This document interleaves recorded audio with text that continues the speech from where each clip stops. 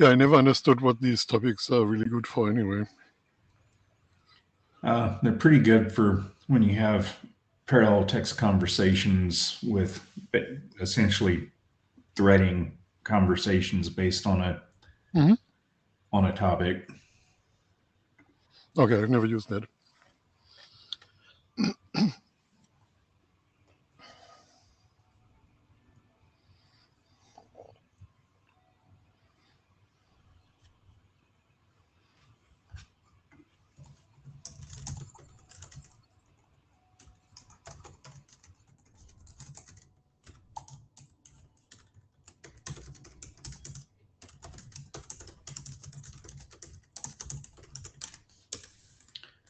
So it's 1 o'clock.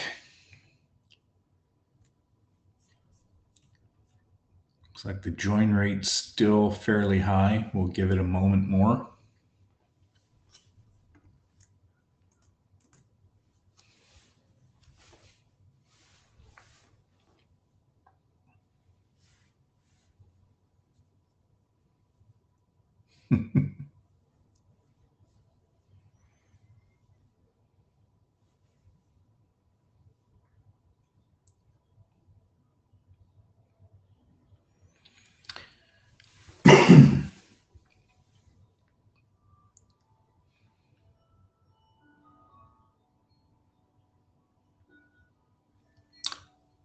As people are joining, please share video if you're able to do so.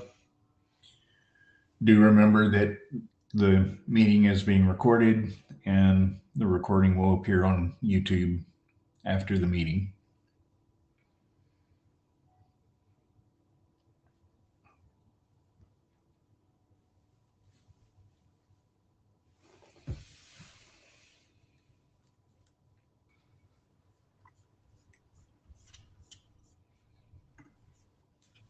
Our join rate is starting to slow.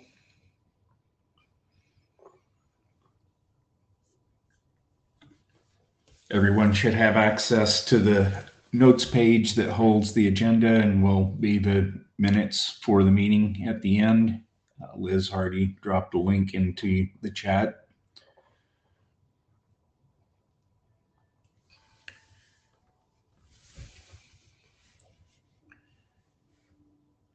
If you use the expand all on the right hand side of the normal view, you get a nice outline of what the agenda should look like. Does anybody have any topics that they want to add to today's agenda? Any other agenda bashing?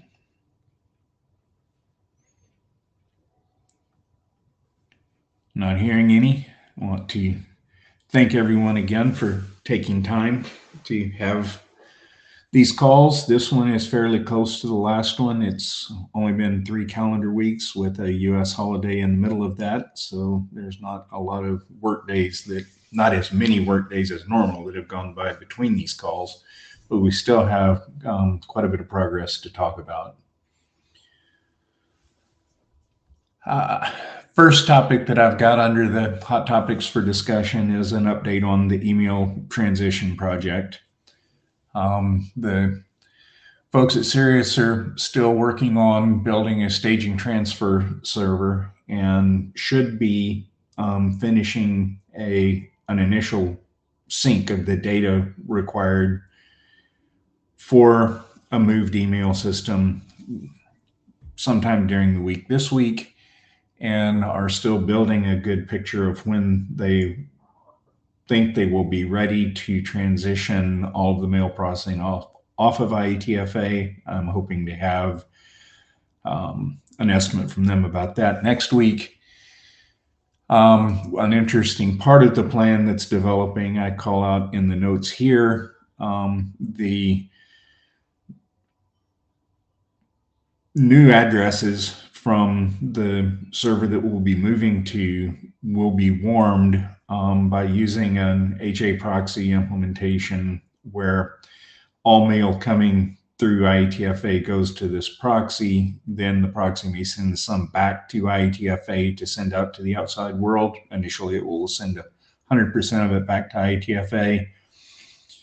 It will then slowly start sending some of the mail through the new addresses, let those addresses warm, and eventually we'll have 100% being emitted from the new addresses. And at some point in this time period, the actual core processing that pays attention to lists and aliases and the post confirm implementation, along with the mailman implementation itself, will have a simultaneous cutover from IETF to the new service. So we're still working out the details on the date of when that would happen. We'll have the new addresses for the server once they're available in the SPF records. We'll make sure that the certs are appropriately shared so that TLSA verifications compute correctly. And we'll move forward as I get more information from Sirius on this. Anybody have any questions about it?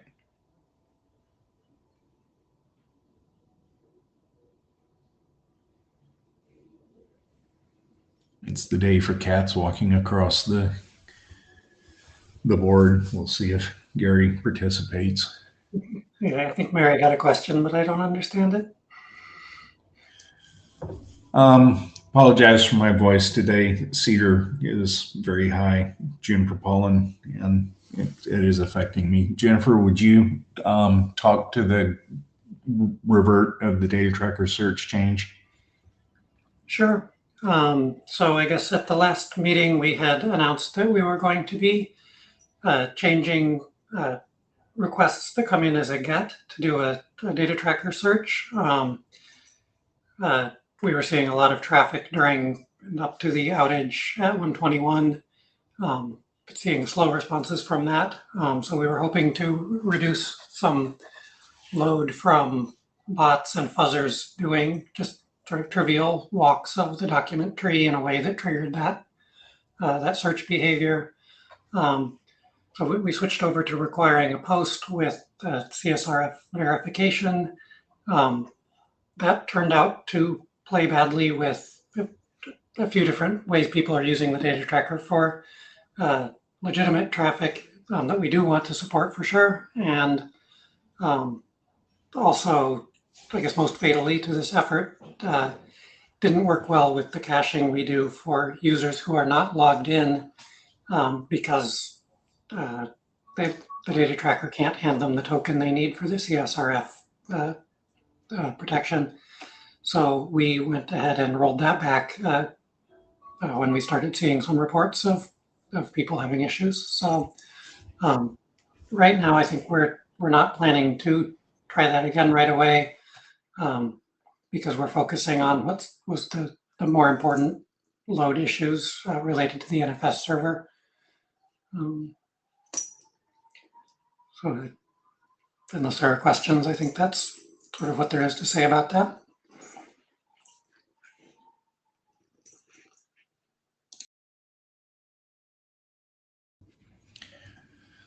So that moves us to what we've been focusing on for the last few weeks, and that's improving what we're doing with serving our file objects, the contents of internet drafts, the contents of meeting minutes, anything that we've been storing as an object on the file system that could be shared both from data tracker views and from rsync and the www.ietf.org paths that are not served by the Wagtail implementation.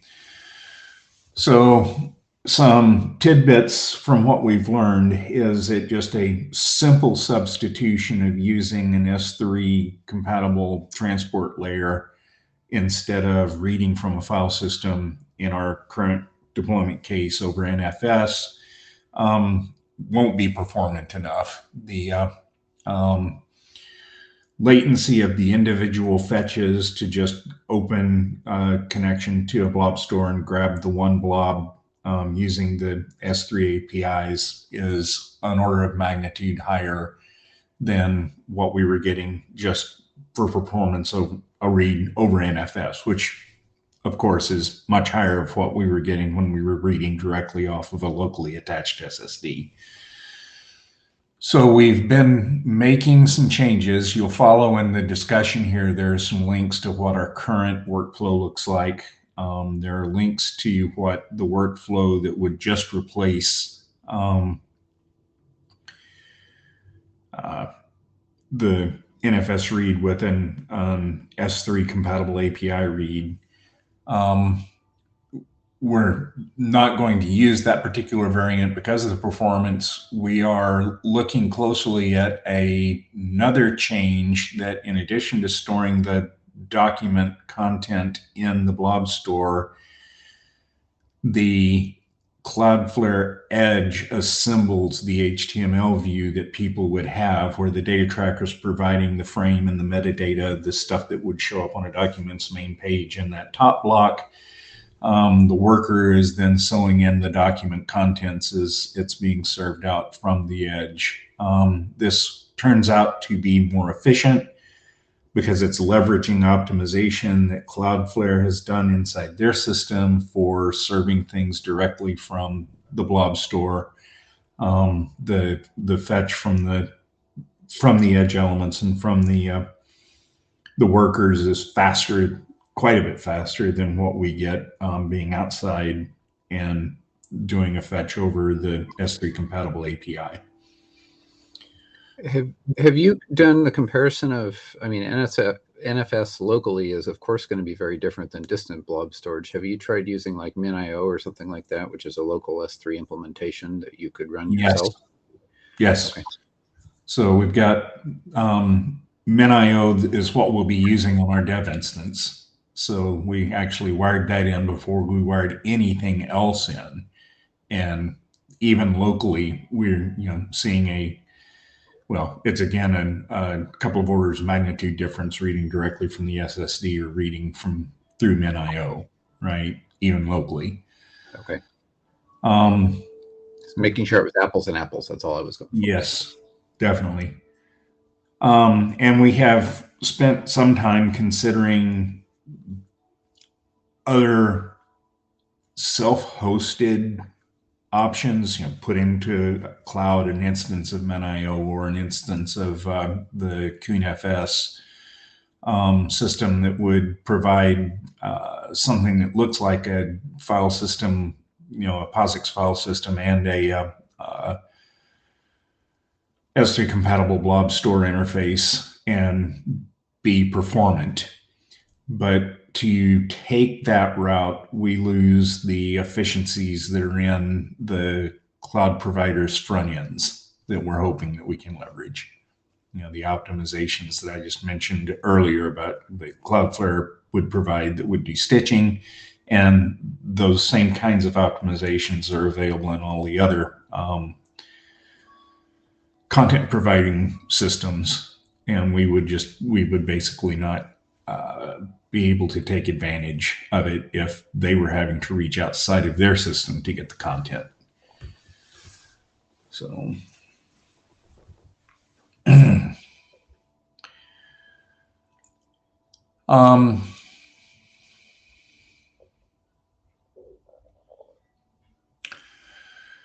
one of the activities that we're also going through as we are contemplating moving these objects into blob storage is making that move complete and making blob storage be the place where we authoritatively keep these objects, and having things like the file system image of it that will be necessary for some time for serving NFS and for serving IMAP, providing the content over, I'm sorry, not NFS, I meant rsync, serving rsync and serving IMAP until we find daemons that could serve out of blob stores directly or build a file system like interface. We'll be talking about building that file system out of the blob store with a thing that pays attention to triggers when things are entered into the blob store.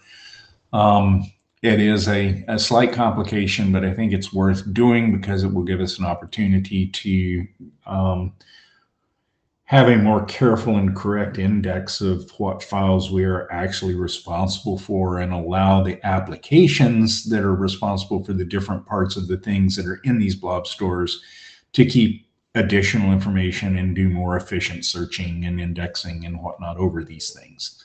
So for instance, the data tracker would learn more about the files that it has associated with a draft document that are in the store. Whereas right now, when you hit a view for the document main page, the code in real time goes out and looks on disk to say, oh, is there a PDF for that? Is there HTML for that? Is there, particularly if you're looking at an older RFC that might have had like PostScript provided. We've removed that, but it's why that looking to see what exists is in the code right now. We'd like to move that information into a table so that efficient database queries could be made and things that needed to fetch it could be distributed much more efficiently. So while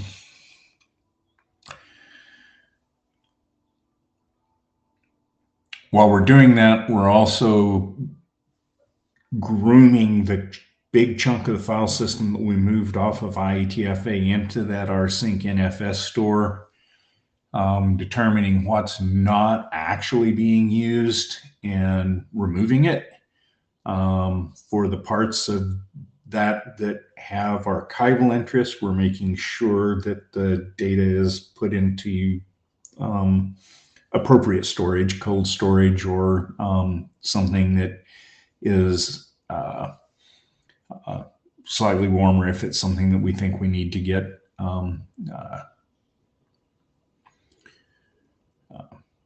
any near-term access to. But to be specific, we're going to be careful that we're not just accidentally throwing away data, but we're also taking a stance that we're not going to hoard things that don't need to be hoarded. Yeah, for example, there are directories out there that are like several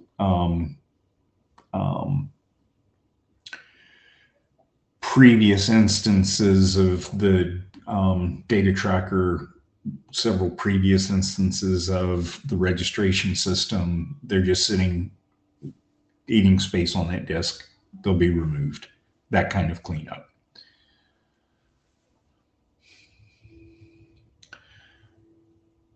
And the last paragraph I've got in here points to a set of long-standing problems that we're not going to fix as part of this effort because it just makes the effort be an ocean boil.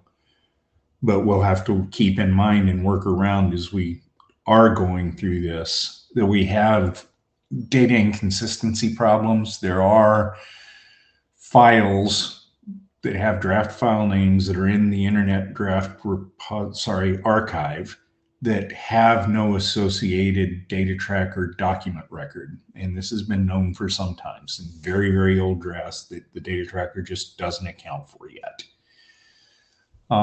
We also have issues where we've got versions of drafts that the data tracker only knows about through synthetic new revision doc event objects. The data tracker does not have doc history for those versions of the drafts. So the current views typically just redirect to the most current version when you try to ask for them because it can't tell you who the authors were. It can't tell you what the ISG state was and things like that. There is an open ticket that's linked in that paragraph to a change that we could make where we say, you're looking at a version of a document that we don't have the document history for. So we're not, if you want to see things like intended status and who the authors were and the other metadata for that version, for that draft, you'll have to look at a version that we do have document history for. So the top part of the main page would just have a lot of unknowns for the versions that we don't have the doc history. That's a pretty big bite of work, but we'll work around that as we're doing this data normalization. There's also many puddles of bits on the file system that are a result of there having been a convenient shared file system on IETFA when everything was running on IETFA. There are, for instance, non-com public keys that are written into the file system. Nothing accesses them, but they're just written there so that the data tracker can shell out and have OpenSSL find them easily. And there's no reason for us to put those into a distributed system that they just can live in the data tracker database, and the data tracker can write them into a temporary file object when they need to call out to OpenSSL if we can't find ways to use libraries that leave us staying inside Python instead of shelling out to OpenSSL in the first place. We also have a task that we probably will include in this effort to not use the file system and the exposed part of the file system at www.ietf.org/staging/ for the document submissions that are not yet posted. Currently, the data tracker puts these things into this shared file system so that people can use the www.ietf.org/staging/view to see what the derived objects look like before they accept the submission and cause it to go to be posted. We're going to do the work in the data tracker to instead just keep all of these transient things in the data tracker's database, only showing them to people that have the right credentials to look at them, the submitters, the other authors, and removing them when they're either posted or a time period goes by that the submission auto cancels. So, all right, that was long-winded. Hopefully while I was talking, people had a chance to look through the diagrams. Does anybody have any questions about what we're doing? Anybody have any suggestions about what you think we should be doing differently as we're exploring essentially how to avoid the kind of bottlenecks that we ran into in 121?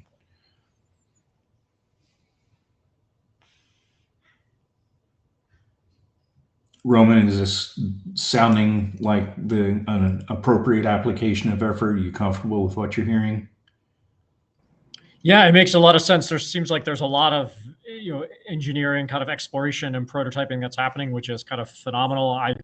This seems like a very technical thing that I want to delegate to you and the team to explore. Yeah. All right.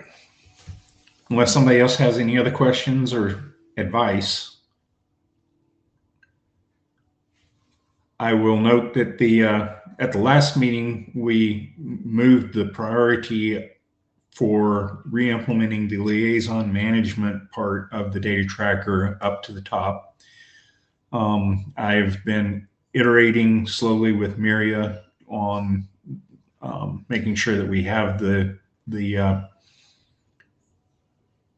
requirements that we actually want to have. I think we've identified everything that's been written down to date, but a couple of weeks ago, Miria was going to go ask the IAB if there was anything else that we wanted to include in this. And I think Miria is on the call. Do you have a feel for when you would know that yet, Miria? We didn't discuss this with the IAB. I don't think we will have time for any further discussion before Christmas. But okay. I understood that you would start opening issues, and then it would be easier probably for us to review those issues rather than start from nothing. All right, so we've been waiting on each other for a few days.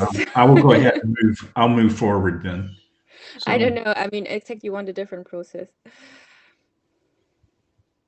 So Yeah, I'll start laying down a description of the project in GitHub issue form, and if it looks off track, you can steer. Yeah. Or Wes, did you review the description we have about these changes, or have any further thoughts? I haven't seen, you mean the one that you and I talked about a long time ago? Yeah, there is this document in the notes system, which is a little bit a mess, but that one we didn't talk about in detail, I think. So I haven't reviewed that one. I reviewed the Okay. one that you and I discussed a couple Yeah. of months ago. Yeah, that was much more high level. Right. I didn't know about it, so now that you've told me, I will go look at it. I mean, it's in the other document. There is a reference link to it, but yeah, Right. maybe But you can have a second look, and then we can discuss more if needed. But I think, Robert, you can go ahead and at least start with the basic things, and then we might come back if you have questions, I guess. All right. All right, this hits the part of the agenda where the remainder is notes that I'd like to be taken as read, unless somebody has a question about what they've seen, or if somebody on who's been providing notes has something in particular that they want to call attention to.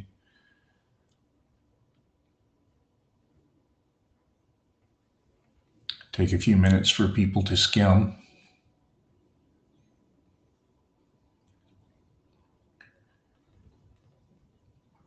I have not heard any update from the trust on when they expect to have a draft of the next TLP available.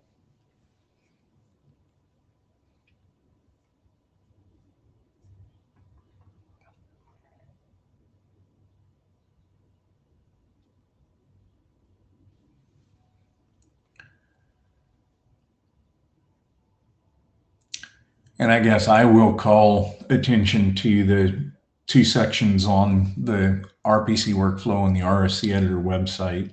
Quite a bit of work has gone in the last couple of weeks even on providing a staging infrastructure that updates to the current state of play for what's in the data tracker and what is been published in the RFC series, what's in the RFC editor queue, giving a view into the new RPC workflow tool to both the tools team and the RPC members that are participating in building that tool, so we can more rapidly iterate on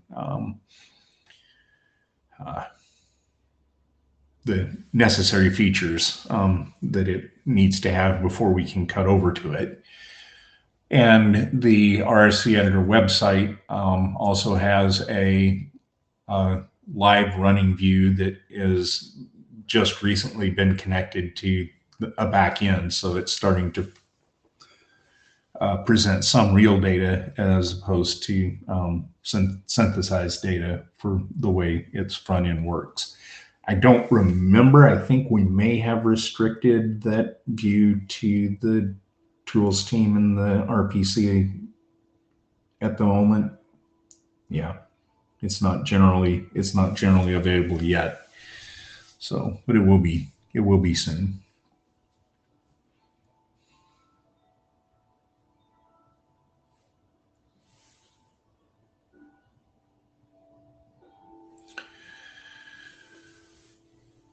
All right, does anybody have any other business?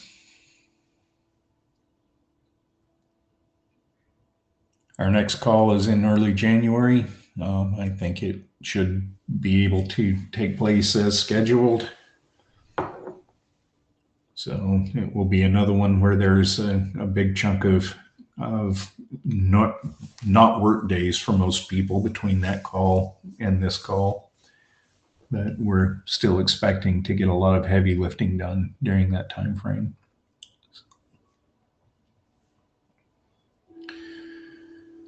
If no one has anything else, thank you again for joining and helping us with these things. And we will talk with you in the new year. See you online.